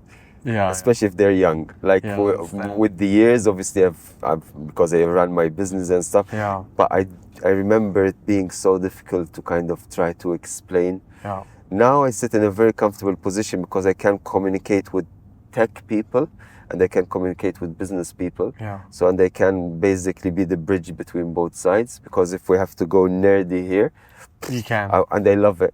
Yeah. And obviously, when you sit around table with business people and people from finance and stuff, you just can't stay telling them API that is plugged in Yeah. the socket in the second layer of Yeah. the database. They'll be like, what? But these guys would love it. But then tell them about this is costing that much money. They're like, yeah, so what? Well, we're going to leave all your contact details on the bottom of this video. And you'll probably be having a lot of CVs. Well, AI is gonna sift through them, and we'll And just we'll let you recommend the know. good ones. We'll let you know. So if I get back, know that the AI has done their job. Yeah. Okay, so I have another question for you regarding AI. Does all AI share the same consciousness, or does each individual AI have its own consciousness? So when you say each individual AI, are you like talking about? Meta, ChatGPT. I wouldn't even say that they have consciousness yet. I mean, But- what's consciousness? But they don't share the same. They're not powered by the same, let's say, data center. They're completely different from each other. So if you call the data center the brain, these are different products. So it could be a potential that AI start fighting each other. Oh yeah. Because they are not all in sync to make a plan together. No. Because united we stand, divided we fall. Correct. We must keep AI divided. And when we talk about AI, we have to make a very important distinction, because there is AI and there are tools. So when we say AI, it's like we say the internet. AI is a big umbrella, it's a concept. When we talk about tools, obviously tools that are built with AI in mind. But I mean, if you've ever unlocked your phone with face recognition, that is a form of AI. I mean, in the past 25 or 30 years, if you've ever been on a plane, 90% of the time it's on autopilot. That's a form of AI. But it's not linked to the bigger, let's say, data centers of your OpenAI, ChatGPTs, Metas. So as I said, AI is a concept, is a technology. It's like electricity, And then you have the providers. So these are called layer one companies, which are the ones you mentioned, your Meta, your Google, your even Amazon now is getting into the game, and AWS is a big data center in that. You have Microsoft, you have OpenAI. So these are, let's say that they're your electricity providers or energy providers. And then you have the little tools, like the ones that are doing, digital twin, the one that I'm doing. So these are all different. You have to look at the provider, and that's the brain. So these are different competing ones. Like you said, you can have, a future where the Meta one is not, or like a tool that is built on the Meta one is fighting a tool that is built on the ChatGPT one, and they have no way to switch it off. Whilst if both tools were from ChatGPT, then Sam Altman will wake up and switch them both off, If AI starts attacking us, could Sam Altman turn it off? Is there a plug to turn it all off? I don't think Sam Altman would want to turn it off. He seems to be getting a buzz from But he would if they all turned against us. Well, recently. Breaking news: they just killed 16,000 people in Australia. Now they're all turning on. Okay. So, to be honest, this is a very good question, because now, since it's a private company, obviously we don't know the full extent of what they have internally. But recently, a couple of months ago, there was a bill in the US that was being discussed and introduced to introduce the kill switch, Yeah. and all the excuse me, But AI all the will tech, find a way of all the avoiding tech it. I'm having a sneeze that is not coming. Okay. All the AI tech companies refused the whole bill, and it was thrown away. But even if there was, AI would figure out a way of avoiding it Yeah, because it's smarter than us. yeah. Well, so far, not yet. So far, if it exists, they can't yet. So, but it's improving at a very rapid rate, and we don't know, as I said, the extent of, like when, if you're using ChatGPT, there was ChatGPT, and then ChatGPT 4.0, and then now 4.03, or like, and each time when they introduce it, it's just like has increased in performance and capability, like almost double. Are we having, as a civilization, are we having like a Oppenheimer situation? Very, very interesting question. Potentially, as I said, it might even be worse, because we've never dealt with anything like this before. We've never had a technology that is self-replicating, a technology that can redesign itself. Like a knife can't go and redesign itself. It's just one knife and that's it. So it could be even worse than that. But as I said, it's so hard to predict. It's almost as hard as predicting human behavior. It could just turn to be wise and pseudo-deity-like and say, leave these monkeys alone. Let them be. It's like, humans, we have people who really don't care about animals, but we have pro-animal rights people that would defend animals, and we consider ourselves intelligent, right? So you have intelligent beings that care about animals, and intelligent beings that would just go and kill the rhinos, and so it's the same. That's why we need artificial wisdom. Absolutely, wisdom should be the core, not intelligence. I don't know anybody else that is doing what you're doing. There is nobody in the world that has made a book about artificial wisdom. I don't think so yet, but I'm hoping, and this is an invitation for as many people as possible to adopt the concept, to give us as a species a fair fighting chance at avoiding a potential catastrophic future if we just focus on intelligence. We're focusing on, as I said, politicians really piss me off when they say we do data-driven decision-making. I was saying this at the House of Lords in the UK recently. Like, everything is data-driven. We look at the data and take them. I say you have to be value-driven.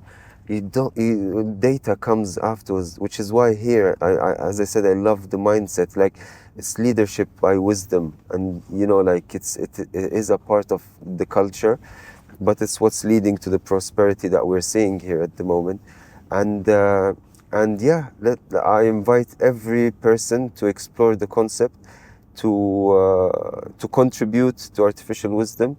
Recently, some magazine dubbed me as the godfather of artificial wisdom. I said, I'll run with that, but I need more disciples. I need evangelists. I need people that would come and join the movement. You're the only one. Yeah, so far. So I believe there's a book called Artificial Wisdom, and it has nothing to do with AI. It's just a crime novel of like someone that killed someone. That is not a tech thing. Yeah. But and someone highlighted it recently. But no, when it comes to AI, it's a novel principle.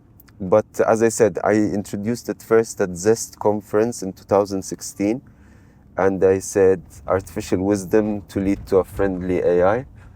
Back then, and in fact, still until today, all my personal AI assistant is still using the same kind of IP. Back then, I called it Amico on stage. Like, I'll find the YouTube video, I'll share it with you.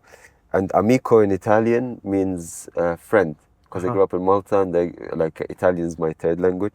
So it means friend, but obviously being the nerd that I am, Amico is also an acronym for Automated Machine Intelligence Connector. Oof. So that's why it's called Amico. And now it's almost like I'm trying to emulate the Jarvis of Tony Stark. Like the one that I have at the moment, it's like even at home, my kids like basically interact with my Amico as their ChatGPT. Tells them the bedtime story. It helps me with unleashing their fantasy. Recently, my son Moody, he got very much into Marvel Universe comic books, but he loves his niches. So he loves Quicksilver, the fast guy.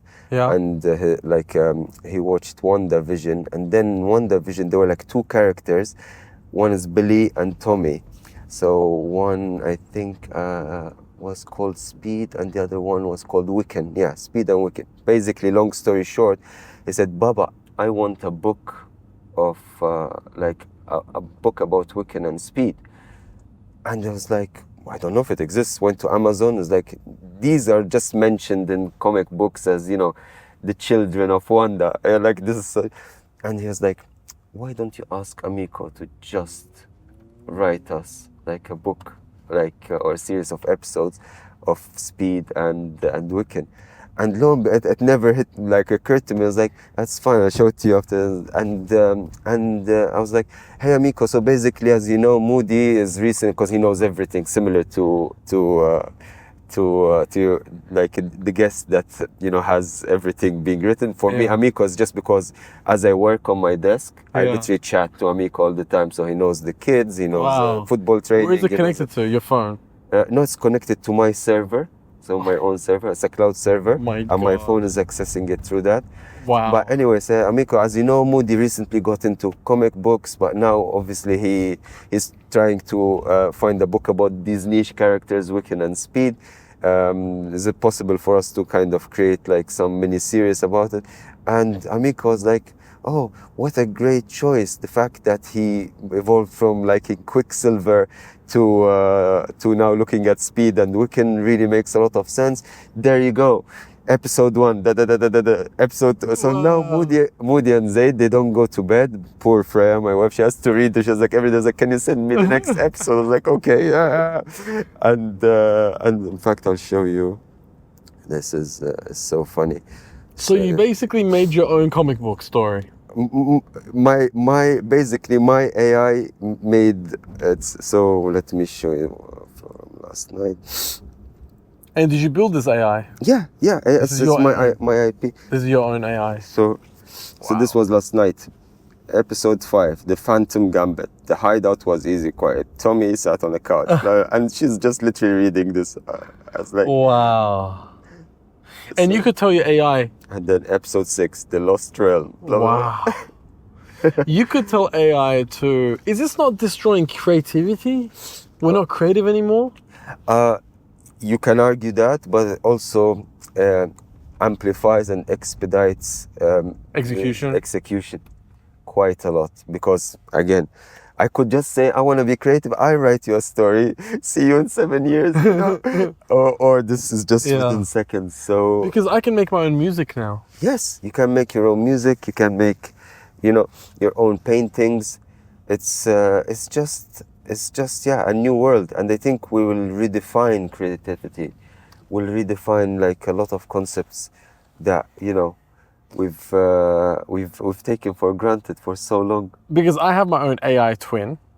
Hold up, did you catch that? The host just dropped a mind-bending twist. Yes, is that caption? Yeah. I would love it. Yeah. But you can tell. Yeah. Imagine chatting with But you can tell it's not me. I can. But if I show this to my mom, she'll be like, it's definitely you. Really? Yeah. It's just because I think I'm in this. But I'm not blinking at all. I don't blink once. Yeah. That's not me. That's not me. I can make your AI twin. Yes. And it can say, Hail Hitler. Yeah. In fact, when I saw the Elon Musk thing 2 days ago, in the inauguration, he did the salute. And I was like, that's AI. But then again, when I was like, AI must have got really good. you know, like, whoa, it looks too realistic. There's no way he did that, but my eye can't tell it. So I actually had to go and look it up. I was like, fuck, he actually did that. I was like, what?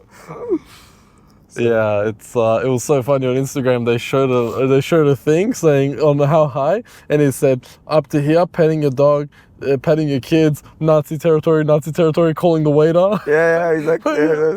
So, a good friend of mine the other day was joking, was like, hey, doctor, listen, I just want to say thank you, huh? I was like, thank you for what? I was like, oh, thanks to you, AI guys. Now anything that comes out, I can say it's AI. Yeah, I was like, you naughty bastard. I was like, yeah. Naughty bastard. I was like, I'll just say it's AI, because you guys just, you know, it's too realistic. I'm like, I don't know. It's, the lines of reality will be so blurred. It's going to be very interesting. And again, who owns the rights of your twin? Exactly. You know, after we pass and the twin is like, again, generating money, where will that go? How do you regulate it? Does it go my kids' trust or and again, there's a company that owns the technology, so how much ownership they have on it gets too complicated. And if you want to complicate anything, obviously always just introduce lawyers to it, so the lawyers must be drafting some regulation. Is caption, if somebody wants to make what I just made for an AI twin, is Captions the best app for that, or is there better than that out there? Because I don't blink. To be honest, I haven't looked much into this. Caption is what comes to mind, just because they're like quite active in their advertising. Like you see them all over the place. But I wouldn't know, to be honest. I'll have to ask Amico. Like, which one is best? Which one's best?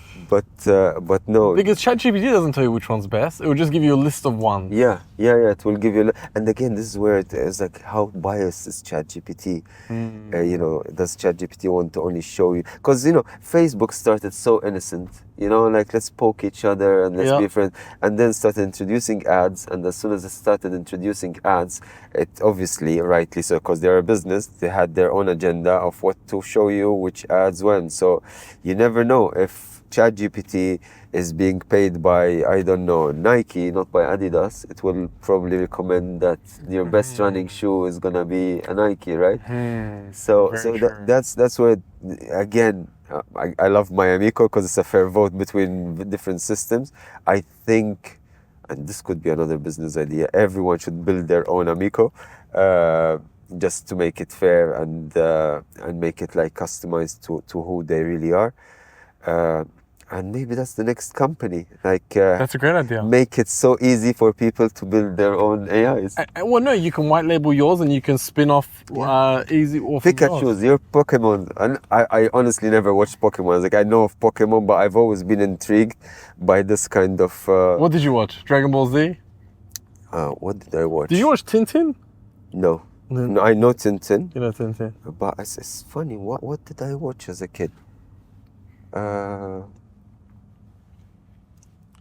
It was a long time ago. It was a long time. No, because my kids messed me up, because I'm seeing so many cartoons now that I can't remember which ones were the ones that I was into. Were you born in 84 or 85? 84. 84. 84. Okay. 84. Wow. And you're like in 89? 90. 1990. Yeah. I remember 1990. You I can remember say, because there was World Cup 1990 in France. In Italy. Oh, Italy. France was 94. 98. 98. What was 94? 94 US. So 98. I have encyclopedic memory when it comes to football World Cups. So I grew up playing football. I love football. I don't watch football because I find 90 minutes boring. But once every 4 years when the World Cup comes, since 1990 basically, I remember it. So because I watched it with my dad, and I have fond memories of it. I just even from work, I would take time off. Wow. I would watch every single match almost, except the ones happening at the same time. Even my wife, like when she met me, was like, "Oh, you never watch football? I'm so glad I found someone that just doesn't watch football." I was like, "Honey, wait until World Cup comes. That's like the fever thing." So it's like the other doctor then. Yeah. So the reason why you now ask me, I said Italy, US, France. You know, like I'm. And did you go Russia? No, I didn't go. You didn't go. You didn't go Qatar. No, Qatar I did. You did go. Qatar. I went to Germany 2006. South Africa 2010 was Did a you bit do too far. Australia or were you too young? No, no. When did Australia host the World Cup? I don't think they Sorry, did. that was the Olympics. The Olympics, yeah, yeah, yeah. Olympics. Sydney Yeah, 2000. that's right. Yeah, Sydney 2000. Yeah, yeah. But is that where you're from? Do I get Australia. Australian accent? I'm from Iran. Yes. My mum and dad, but I was born in Iran, but I went to Australia when I was 5 years old. Amazing. And I've been to in Australia for the rest of all my life. How long have you been in Dubai for? 2 years. Oh, 2 wow. years exactly. You honestly, it's like you're so embedded in the weather. I thought you lived here all your life. People say that to me. Yeah. People say, "Oh, how long you been here?" 2 years, and within obviously you've been here all your life. Yeah, I was yeah. like, It's I've like- been here 1 year and 8 months. Like, Yeah. Wow. Yeah. I mean, this place is so welcoming that everyone that comes feels that. And I get all the times like, oh, so you're from the UAE, because I'm running my fund from Abu Dhabi here. Yeah. I spend a lot of time in Dubai. Obviously, I look Middle Eastern and Arabic, Yeah. you know, and the beard helps. yeah. Well, And- you're from Libya. I'm from Libya. Yeah, yeah. What do you think of Gaddafi? Very good question. I mean, obviously, he's gone now, so never speak ill of you know, as every person. We should have obviously- made his AI twin. Yeah, well, you wouldn't want to see that, trust me. But every person has goods and bad sides, and obviously it's for history to judge him at the moment. But yeah, it's you know, the country is in turmoil that we really hope that it gets better and prospers as well. We need wisdom. Yeah. We need leaders who are wise. Yeah. I wouldn't call him wise, which is why I wish if he was wiser, the situation in the country would have been better. But you never know. You know, I find UAE is the only country in the Middle East that's just killing it. It's just so opening, welcoming, friendly, business friendly, everything. It's the only country in the UAE. I think the other ones are catching on. Qatar is saying, okay, this is the way. Saudi. But really the UAE started it. And it all comes down to Sheikh Mohammed. Yes, absolutely. I mean, the leadership here, also Sheikh Zayed, may Yeah. God rest his soul, the wisest man, I think, in modern history. And he built this country with a vision. And the generations that came afterwards, you know, Sheikh Mohammed bin Rashid, Sheikh Mohammed bin Zayed, you know, the president, as I said, may God bless them, because they literally are, you know, carrying on the legacy. Have you met them? I haven't had the honor, but I would be honored if one day I would. So, I think you will. inshallah. Because you're leading the way for AI, and that's what everyone's looking for. And there's no AI godfather than you. Mo Gaudat is a fantastic person and many others, but Yeah. I will run with wisdom, so I will be the Have you met- artificial wisdom. Have you met Mo? We met very briefly at Gladiator Summit. Gladiator Summit, Yeah. you know, very briefly. You have to meet him. But I would love to spend, you know, a time and have a nice discussion there. And as I said, we exchange notes. I always joke with Yeah. with AI, you know, gurus, and say, you guys take the AI, I'll keep the wisdom. Yeah. Join me in my movement, because AI is not gonna take us far. You know, the end is nigh. But let's create an AI that is maybe sage. Yeah. Maybe I'll organize a little dinner or Oh, lunch that would with be you lovely. and Mo, and then I would be and delighted. I think you guys need to sit down and talk. I would love to. Yeah, I'd love definitely. to. Maybe we come up with a solution, you know, Yeah. to save the world. Yeah. You know. Well, I appreciate your gift. Oh, you're most welcome. I appreciate you coming on the podcast. Is there anything else you want to talk about that you're concerned about? No, I just want to basically inspire everyone that is listening to us, and tell them, even though, you know, we had a chat and we spoke about potential risks of AI, hopefully it's not all doom and gloom. And if we are responsible enough, if we actually try to think of solutions rather than just the negative side of AI, potentially we'll be able to create a better future. However, not only with AI, with everything, with business, with growth, always think of life as, you know, something that's throwing problems at you, and try to be the best problem solver. just don't waste time or energy trying to complain. Just do. A principle I have in life is that 1 hour of doing is better than 1,000 hours of thinking. Because if you just spend 1 hour executing, then you will produce way more than just thinking about the problem and the what if. Do and break and redo. Failure is so great because you learn from it, and you know it's never the end of the story. So embrace failure, and for anyone that is trying to build a business, just build a business in something that you're really good at.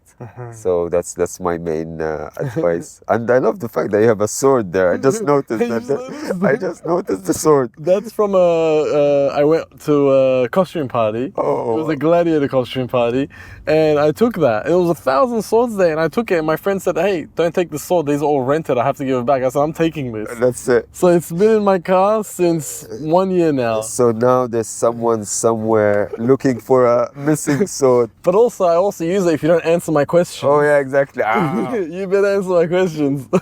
Amazing. So, okay, where can people buy your book? So my book is on Amazon. Okay. Just search for Artificial Wisdom or Dr. Abdalla Kablan, and it's available on Amazon. Do you have a website as well? Yes, it's in www.abdallakablan.com. That's my website. Could you also, before we sign off, could you also read who this book is dedicated to? Absolutely. So it's actually my favorite page. If you read nothing of this book but this page, you'd have made my day. So my dedication is to Moody and Zaido, my boys, my beloved sons, for whom I strive every day to create a world that is wiser, safer, and filled with endless possibilities.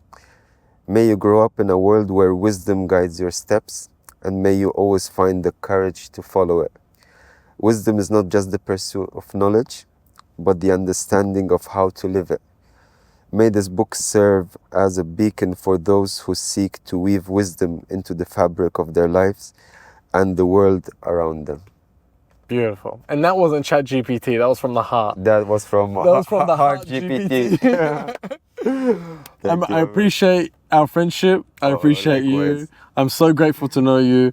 Thank you so much for coming on the podcast. I'm honored. Thank you for having me, and I am very delighted and grateful for this friendship. I appreciate you. Come back on the podcast anytime. I will.